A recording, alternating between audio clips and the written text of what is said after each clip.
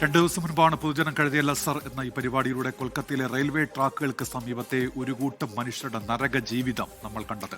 അവിടെ നിന്നുള്ള ചില പ്രതികരണങ്ങളാണ് തൊട്ടു മുൻപ് കേട്ടത്. പാളത്തിൽ നിന്ന് ഇഞ്ചുകൾ മാത്രം അകലെ തുണിയും ഫ്ലക്സും കൊണ്ട് മറച്ച കുടിലുകൾ. നെഞ്ചുലഞ്ഞ് നമ്മളെന്ന് കണ്ട ആ കുടിലുകൾ ഇന്നില്ല. അല്പം മുൻപുണ്ടായ വൻ തീപിടുത്തത്തിൽ അവയെല്ലാം വെന്ത് വെണ്ണീറായിരിക്കുന്നു. സന്തോഷ്പൂർ റെയിൽവേ സ്റ്റേഷന് സമീപം ട്രാക്കിലാണ് വൻ അപകടമുണ്ടായത്. രക്ഷാപ്രവർത്തനം ഇപ്പോഴും തുടരുകയാണ്. മുൻപ് റിപ്പോർട്ട് ചെയ്ത അതേ സ്ഥലത്ത് നിന്ന് ശ്രീനാഥ് ചന്ദ്രൻ ഇപ്പോൾ വിശദാംശങ്ങളുമായി ചേരുന്നുണ്ട്. ശ്രീനാഥ്, അവിടുത്തെ ദുരിത ജീവിതം നമ്മൾ പൊതുജനം കഴുതിയല്ല സർ എന്ന ഈ പരിപാടിയിലൂടെ തന്നെ ജനങ്ങളിലേക്ക് എത്തിച്ചതാണ്. ഇപ്പോൾ ഈ തീപിടുത്തം അതുകൂടി എത്തിക്കഴിഞ്ഞപ്പോൾ ഇനി എന്താണ് അവർക്ക് മുൻപിലൊരു മാർഗമായുള്ളത്? ആ ജനത എങ്ങനെയാണ് ഇതിനോട് പ്രതികരിക്കുന്നത്? എന്താണ് അവിടുത്തെ അവസ്ഥ ശ്രീനാഥ്? ഉന്മേഷ്, സബർബൻ ട്രെയിൻ കടന്നു പോകുന്ന കൊൽക്കത്തയിലെ ഈ റെയിൽവേ ട്രാക്കുകൾക്ക് ഇരുവശവും ട്രാക്കിനോട് വളരെ ചേർന്നുകൊണ്ട്, അതായത് ട്രെയിൻ ഒരുപക്ഷെ ട്രാക്കിൽ ഈ യാത്ര ചെയ്യുന്നതിനിടയ്ക്ക് അതിൽ തട്ടുപോകുന്ന പോലും നമുക്ക് സംശയം തോന്നും. ആ തരത്തിൽ തൊട്ടടുത്താണ് ഈ കുടിലുകൾ പലതും ഉള്ളത്.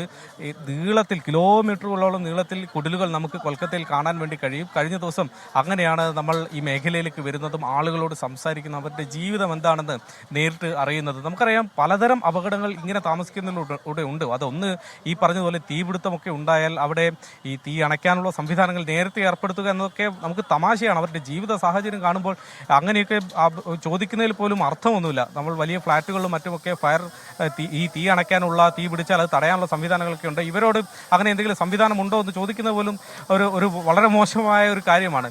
അങ്ങനെ ഒരു സാഹചര്യത്തിൽ കഴിയുന്നു. മാത്രമല്ല, ട്രെയിൻ കടന്നു പോകുമ്പോൾ അതുണ്ടാക്കാവുന്ന അപകട സാധ്യത. ഏതായാലും വലിയൊരു ദുരന്തം ഈ മേഖലയിൽ ഇപ്പോൾ ഉണ്ടായിരിക്കുന്നു. ഇവിടെയുള്ള ഏതാണ്ട് 70-ലേറെ കുടിലുകൾ കത്തിപ്പോയിരിക്കുന്നു.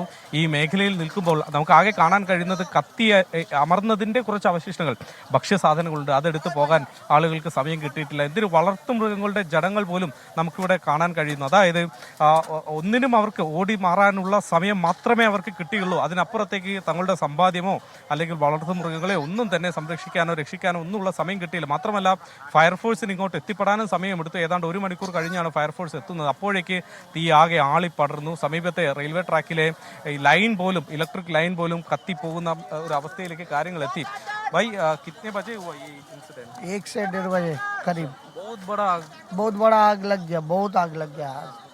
60 से 70 घर जल गया पूरा, एकदम सब नथी जल हवा गया। भी था तभी, बहुत हवा भी था और सब नथी जल गया, कागज पत्तर सब जल गया। फटाफट आया फायर फटाफट नहीं आया, 2 घंटे बाद आया। 1:10 में चला है, आज जो लगा है 2 घंटे बाद आया। टाइम लगा ये हाँ पूरा हाँ, फिनिश करने में टाइम तो 4-5, अभी भी काम चल रहा है।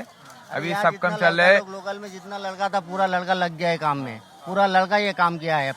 ये जो गाड़ी आया कम से कम 1-1.5 घंटा बाद गाड़ी आया। फायर ब्रिगेड भी हाँ, അത് തന്നെയാണ് അവരും പറയുന്നത്. ഫയർഫോഴ്സിന് പോലും എത്തിപ്പെടാൻ സമയം അധികം എടുത്തു. ഇവിടുത്തെ നാട്ടുകാർ ചേർന്നാണ് തീ അണയ്ക്കാനുള്ള ആദ്യഘട്ട ശ്രമങ്ങളൊക്കെ നടത്തിയെന്നാണ്. പക്ഷേ അതൊന്നും കാര്യമായ ഫലം ചെയ്തു എന്ന് എനിക്കിവിടെ നിൽക്കുമ്പോൾ മനസ്സിലാക്കാൻ വേണ്ടി കഴിയുന്നില്ല. വീടുകളൊക്കെ, ഈ കുടിലുകളൊക്കെ തന്നെ കത്തി അമർന്ന അവസ്ഥയിലാണ്. ഒരു ചെറിയ തീപിടുത്തം അത് എത്ര പെട്ടെന്ന് വ്യാപിക്കാൻ സാധ്യതയുണ്ട് എന്ന് ഇന്നലെ തന്നെ ബോധ്യപ്പെട്ടതാണ്.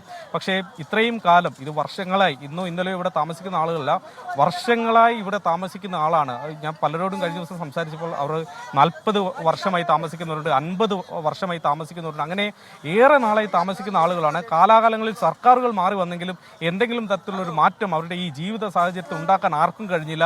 അതൊരു ദുരന്തത്തിലേക്ക് അവസാനം കൊണ്ടുചെന്ന് എത്തിച്ചു എന്ന് വേണം പറയാൻ. ഉന്മേഷ്, ശ്രീനാഥ്, ഇപ്പോൾ ബംഗാളിൽ തെരഞ്ഞെടുപ്പ് നടക്കുന്ന സമയമാണ്. ആദ്യഘട്ടം കഴിഞ്ഞു, 2ാം ഘട്ടം നടക്കാനിരിക്കുന്നു. അപ്പോൾ ഈ ദുരിതത്തിന് ഇനി എങ്ങനെയൊരു പരിഹാരം ഉണ്ടാകുമെന്നൊരു ചോദ്യമാണല്ലോ. ഇത്രയും ആളുകൾ ഇവിടേക്ക് പെട്ടെന്ന് മാറും, അതൊക്കെ വലിയ പ്രശ്നമാണല്ലോ ശ്രീനാഥ്. അതെ, പക്ഷേ ഈ പ്രശ്നങ്ങളൊന്നും തന്നെ ഉന്മേഷ് 1 വർഷമോ 2 വർഷമോ എന്തിന് 10 വർഷമോ 20 വർഷമോ കൊണ്ടുണ്ടായ പ്രശ്നമല്ല.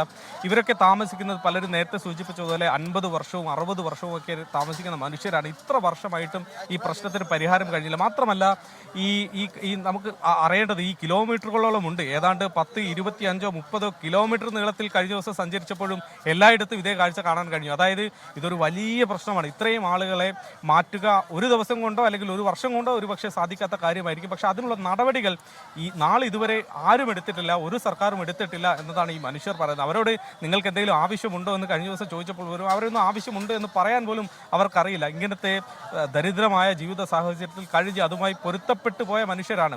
പക്ഷേ അവർക്കത് പറയാൻ അറിയില്ലെങ്കിലും കഴിഞ്ഞ ദിവസം ഞാൻ പറഞ്ഞതുപോലെ ഈ അധികാരത്തിൽ വരുന്ന സർക്കാരുകൾ അവരുടെ ഉത്തരവാദിത്വം നിർവഹിക്കേണ്ടതുണ്ട്. അതിൽ പരാജയപ്പെട്ടത് കൊണ്ടാണ് ഇങ്ങനെ ഒരു ദുരന്തത്തിലേക്ക് എത്തിയത്. ഉന്മേഷ്,